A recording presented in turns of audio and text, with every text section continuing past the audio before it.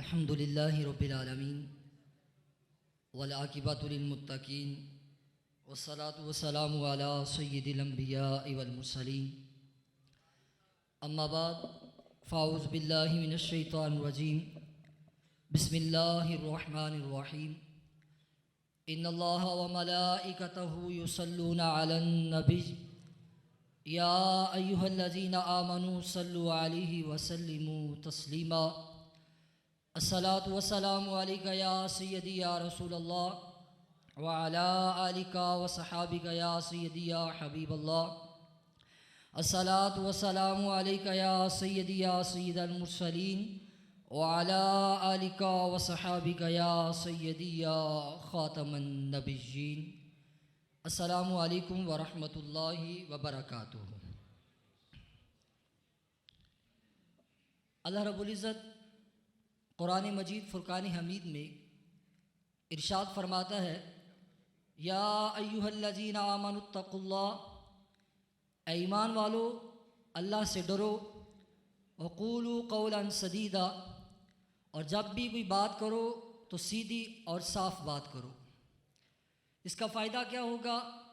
قرآن مجید فرقان حمید ارشاد فرماتا ہے یصلح لکم اعمالکم، اللہ تمہارے اعمال کو سنوار دے گا، ویغفر لکم ذنوبکم، اور اللہ تمہارے گناہوں کو بخش دے گا۔ نبی کریم صلی اللہ علیہ وآلہ وسلم نے جب اظہار نبوت فرمایا تو آپ نے لوگوں کے سامنے جو چیز رکھی وہ صداقت اور امانت تھی۔ آپ نے لوگوں کو اکٹھا کیا اور ان سے فرمایا لوگوں دیکھو، 40 سال ہو چکے میں تمہارے ساتھ رہتا ہوں، تمہارے ساتھ زندگی گزار رہا ہوں، ان 40 سالوں کے اندر کیا تم نے کبھی دیکھا کہ میں نے جھوٹ بولا؟ سب نے کہا نہیں جی۔ کہا کبھی کسی کے ساتھ اور کسی طرح کا کوئی معاملہ کیا؟ کہا نہیں۔ نبی علیہ الصلوۃ والسلام نے تبلیغ کے لیے ان لوگوں کے سامنے جو چیز رکھی وہ صداقت اور امانت تھی۔ قرآن مجید فرقان حمید نے ہمیں بار بار یہی کہا کہ جب بھی بات کرو تو صاف اور ستھری اور جھوٹ سے جو پاکیزہ ہو، جس کے اندر جھوٹ نہ ہو، وہ گفتگو کرو۔ جھوٹ اگر انسان چھوڑ دے گا، سچ بولے گا، تو وہ سچ انسان کو رسوائی سے بچا لے گا اور ذلت سے بھی بچا لے گا۔ ہمارے سامنے بڑی خوبصورت ایک مثال حضرت داتا گنج بخش علی حجویری رحمۃ اللہ علیہ، آپ نے اپنی کتاب کشف المعجوز شریف میں یہ واقعہ نقل فرمایا جب حضرت حسن بصری رضی اللہ تعالیٰ عنہ کے پیچھے حجاج نے اپنے سپاہی لگائے اور وہ حفاظت کے لیے جناب حضرت حبیب اجمی کے گھر جاتے ہیں اور کمرے میں چلے جاتے ہیں، پیچھے سے سپاہیوں نے آ کر حضرت حبیب اجمی سے پوچھا کیا حضرت حسن بصری ادھر آئے ہیں؟ تو کہا جی وہ اندر ہے کمرے کے۔ وہ اندر جا کر دیکھتے ہیں، ڈھونڈتے ہیں، ملتے نہیں، دوبارہ واپس آ جاتے ہیں۔ پھر ان سے کہتے ہیں کہ ہم نے آپ سے حضرت حسن بصری کے بارے میں پوچھا ہے، آیا وہ ہیں یا نہیں ہے؟ کہا جی وہ اندر کمرے میں ہیں۔ وہ دوبارہ گئے، دوبارہ دیکھا، نہیں ملے۔ آخر کار غصے ہو کے وہ سپاہی واپس چلے گئے۔ جب واپس گئے تو حضرت حسن بصری اندر سے باہر آئے اور آ کر کہا کہ حبیب اجمی آج تیرے کرامت نے مجھے بچا لیا۔ تو آپ فرمانے لگے شیخ محترم یہ میری کرامت نہیں ہے، یہ سچ کی برکت ہے۔ وہ سچ نے ان کو بھی رسوائی سے بچا لیا، حضرت حسن بصری کو بھی رسوائی سے بچا لیا۔ اللہ نے ان کی عزت کو محفوظ رکھا اس وجہ سے کہ ان لوگوں نے سچ بولا تھا۔ تو اسی لیے ہمیشہ انسان کو سچ کا دامن تھامنا چاہیے۔ کوئی بھی موقع آ جائے، کیسے مرضی لمحات ہوں، کبھی بھی جھوٹ نہیں بولنا چاہیے۔ پھر نبی علیہ الصلوۃ والسلام نے جو اجازت دی، آپ نے فرمایا 3 ایسے مقام ہیں جہاں پر انسان کے لیے تھوڑی سی لچک ہے کہ وہ جھوٹ بول سکتا ہے۔ سب سے پہلے فرمایا کہ میدان جنگ کے اندر دشمن کو دھوکہ دینے کے لیے انسان جھوٹ بول سکتا ہے۔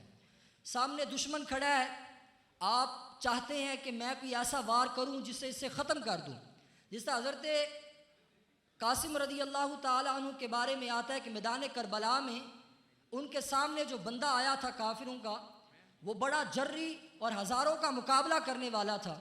آپ نے اس سے کہا تجھے تو سواری پر بیٹھنے کی عقل نہیں ہے، سواری پر کیسے بیٹھتے ہیں؟ اس نے جب اپنے پاؤں کی طرف دیکھا تو آپ نے تلوار کے وار سے اس کی گردن اتار دی۔ یہ جنگی پالیسی ہے، اور فرمایا جنگ کے اندر انسان جھوٹ بول سکتا ہے۔ پھر فرمایا جب دو لوگوں کے درمیان صلح کرانی ہو تو پھر انسان جھوٹ بول سکتا ہے۔ آج ہمارے ہاں لڑائی کرانے کے لیے جھوٹ بولا جاتا ہے، صلح نہیں کرائی جاتی۔ لوگ اس لیے جھوٹ بولتے ہیں تاکہ دو لوگوں کے درمیان اور نفرت پیدا ہو جائے۔ اسلام کہتا ہے کہ اجازت ہے صرف کہ تم لوگوں کے درمیان صلح کرانے کے لیے جھوٹ بولو، تاکہ دو لوگ آپس میں مل جائیں گے، ان کا بھی فائدہ ہو جائے گا، تمہارا بھی فائدہ ہو جائے گا۔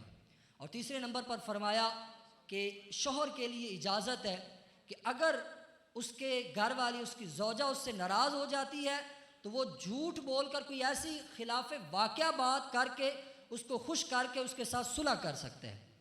اس کا ہرگز یہ مطلب نہیں ہے کہ کوئی انسان باہر سے 10 روپے کی چیز لے کر آتا ہے اور گھر میں آ کر کے جناب میں تو یہ 5,000 کی لے کر آیا ہوں، یہ جھوٹ ہی ہے۔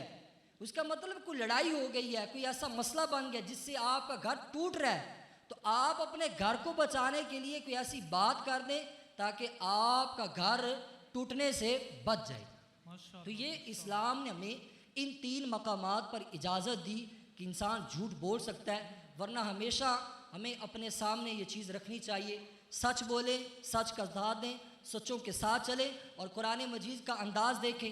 اللہ رب العزت نے ہر جگہ ہی یہی فرمایا، قولاً کریما، قولاً معروفا، جو بھی مقام آئے گفتگو کے، فرمایا اچھی گفتگو کرو، خوبصورت گفتگو کرو۔ کیوں؟ اللہ رب العزت فرماتا لقد خلقنا الانسان فی احسن تقویم، اے انسان میں نے تجھے بھی خوبصورت بنایا تو گفتگو بھی خوبصورت کر۔ اس کی خوبصورتی کا یہی انداز ہے کہ انسان بھی خوبصورت ہے، گفتگو بھی خوبصورت کرے۔ اللہ سے دعا ہے اللہ ہمیں دین اسلام کا فہم عطا فرمائے۔